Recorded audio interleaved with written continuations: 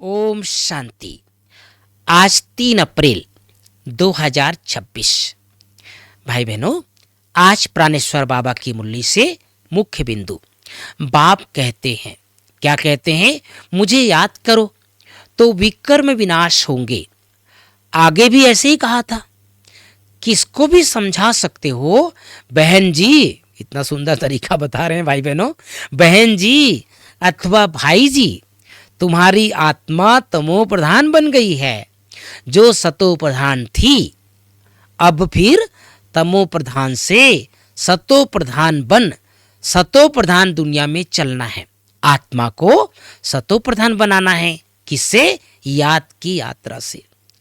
दूसरी बिंदु, बच्चे जब पैदा होते हैं, बाबा कह रहे हैं दुनिया में भी बच्चे जब पैदा होते हैं तो अपने साथ कर्मों अनुसार तकदीर ले आते हैं।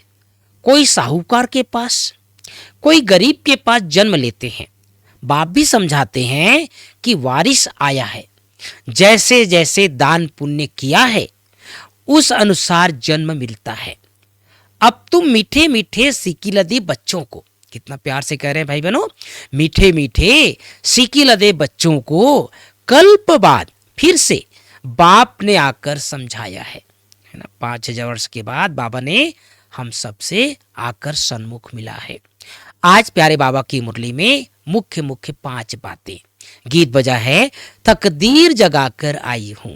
पहली बात, मीठे बच्चे बाप समान रहम दिल बन अनेकों को रास्ता बताओ। जो बच्चे दिन रात सर्विस में लगे रहते हैं वही बहादुर हैं। कौन है बहादुर? जो सर्विस में लगे रहते हैं। आज प्यारे बाबा की मुरली की दूसरी बात, प्रश्न, ऊंची तकदीर का मुख्य आधार किस बात पर है? उत्तर है याद की यात्रा पर। जितना जो याद करता है उतनी ऊंची तकदीर बनाता है। शरीर निर्वाह अर्थ कर्म करते बाप और वर्षे को याद करते रहो तो तकदीर ऊंची बनती जाएगी, है ना। आज प्यारे बाबा की मुरली में तीसरी बात, बंधन मुक्त बन बाप की सर्विस में लग जाना है, तभी ऊंची तकदीर बनेगी। रहम दिल बन अनेकों को रास्ता बताना है, अंधों की लाठी बनना है। इस शरीर से ममत्व निकाल जीते जी मरना है, क्योंकि अब वापिस घर जाना है। बीमारी में भी एक बाप की याद रहे तो विकर्म विनाश हो जाएंगे।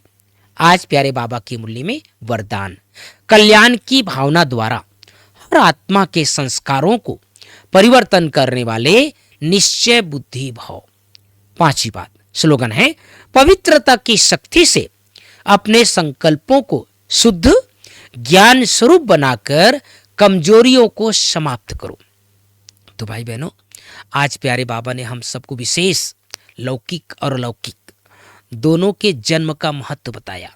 बाबा ने कहा जैसे कोई जन्म होता है ना किसी बच्चे का, तो अपने साथ क्या लेके आता है? तकदीर लेकर के आता है। हम सब का भी जो अलौकिक जन्म हुआ, हम भी अपने तकदीर लेकर के आए। तो आत्माओं को समझाने का तरीका बाबा ने कितने सुंदर बताया, है ना। कैसे समझाना है? भाई जी, बहन जी, है ना, ऐसे ऐसे शब्द समझाना है, सबको समझाना है कि क्या कहना है? निराकार बाप इस संसार पर आया हुआ है। कैसे आया है? ज्ञान देने के लिए, सुख देने के लिए, शांति देने के लिए, और याद की यात्रा पर रहना है। जितना याद की यात्रा पर रहेंगे उतना हमारी ऊंची तकदीर बनेगी।